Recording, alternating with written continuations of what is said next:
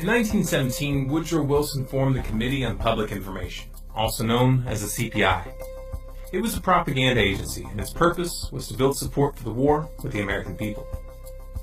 The CPI, run by a man named George Creel, was known for its crude tactics, blatant exaggerations, and outright lies. However, one member of the CPI, Edward Bernays, had a much more subtle approach. Rather than resorting to lowbrow tactics, Bernays studied the mindset of the American people, and then based on his observations, he created a campaign to promote the idea that America's purpose in the war was to, quote, make the world safe for democracy. This meme was wildly successful, so much so that it continues to be used even to this day. Edward Bernays was Sigmund Freud's nephew, and like his uncle, he was an avid student of human psychology. Some documentarians, such as Adam Curtis in his film The Century of the Self, have mistakenly assumed that the psychological techniques that Bernays went on to develop were merely the practical application of Freud's theories. However, though Freud had a significant influence on his nephew, the reality of the matter is that he was not the source of these ideas. Sigmund Freud, Edward Bernays, and Walter Lippmann all subscribed to a school of thought that was first put forth in 1895 by a French social psychologist named Gustave Le Bon. Le Bon wrote several books, the most famous of which was entitled Psychologie des Foules. It was translated into English as The Crowd, a study of the popular mind. The Crowd was a revolutionary piece of work. In it, Le Bon not only presented an in-depth description of group psychology and how it differed from individual psychology, but he also outlined a very simple set of principles that enable leaders to spark ideological contagion and thereby rise to power. Hitler, Goebbels, and Mussolini all studied Le Bon's writings, and they applied his techniques to the letter. The results that they attained were precisely those that Le Bon claimed that they would have. Funny how they leave that little detail out of most history books, don't you think?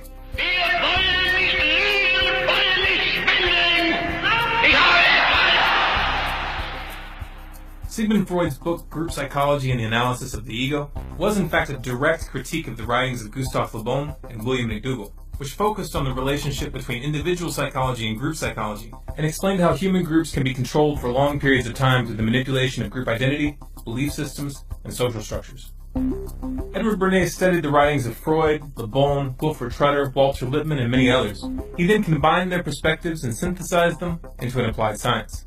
The success of his Make the World Safe for Democracy meme during the war, both at home and abroad, planted the seed of an idea in Bernays' mind. Could group psychology tactics be applied during peacetime? When I came back to the United States, I decided that if you could use propaganda for war, you could certainly use it for peace. And propaganda got to be a bad word because of the Germans using it. So what I did was to try to find some other words. So we found the word Council on Public Relations. In 1919, Bernays opened the world's first public relations office. He named his agency the Council on Public Relations. It occurred to me that any young debutante who was aware of the times and of herself as a woman being discriminated against would be delighted to walk in the Easter parade with her bow to dramatize the idea that cigarettes were indeed torches of freedom, and to validate and to invalidate the taboo against women smoking. So I called up a debutante friend of mine, asked her to get another friend and two young men whom they liked, and I also instructed them on how to give information about what they did to the newsreels, weekly newsreels, to the newspapers, to the three important press associations, the AP, the United Press, and International News Service, and to walk from 34th Street to 57th and back and forth, lighting torches of freedom to protest man's inhumanity to women by a taboo against smoking. Next morning, there wasn't a newspaper in the United States, even the New York Times had a front page story, "Debutantes light torches of freedom to protest man's inhumanity to women by a taboo against smoking, lighting cigarettes in their walk. The interesting thing to me was that within 3 days, the newspapers, without any intercession on my part, published accounts that women were smoking in Union Square in San Francisco, in Union Square in Denver, and on the Boston Commons. This was Bernays' specialty, engineering social trends for clients, and he was very, very good at it. Perception was now a commodity for sale of the highest bidder.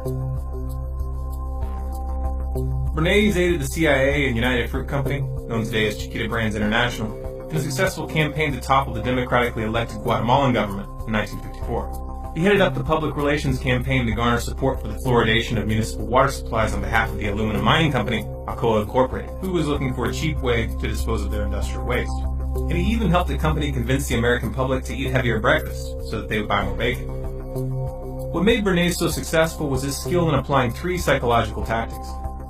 1. Creating carefully calculated associations with the subconscious fears and desires of individuals. 2. Influencing opinion leaders and perceived authority figures in order to reach those who followed them. 3. Initiating the contagion of behaviors and ideas through social conformity. Bernays wrote several books promoting these psychological tactics, including Propaganda and Crystallizing Public Opinion. In these books, he specifically encouraged governments and corporations to use his methodology to manipulate public perception. This suggestion did not fall on deaf ears. His techniques worked so well that they were adopted by virtually every sector that sought to influence the public. Media, politics, advertising, even the military. As Walter Lippmann had indicated, it was a revolution. Joseph Goebbels, Hitler's propaganda minister, found Bernays' approach very useful. Bernays acknowledged this fact in his 1965 autobiography entitled Biography of an Idea, where he wrote, Carl von Wiegand, foreign correspondent of the Hearst newspapers, an old hand at interpreting Europe and just returned from Germany, was telling us about Goebbels and his propaganda plans to consolidate Nazi power. Goebbels had shown Wiegand his propaganda library, the best Wiegand had ever seen. Goebbels, said Wiegand, was using my book Crystallizing Public Opinion as a basis for his destructive campaign against the Jews of Germany. Obviously, the attack on the Jews of Germany was no emotional outburst of the Nazis, but a deliberate, planned campaign.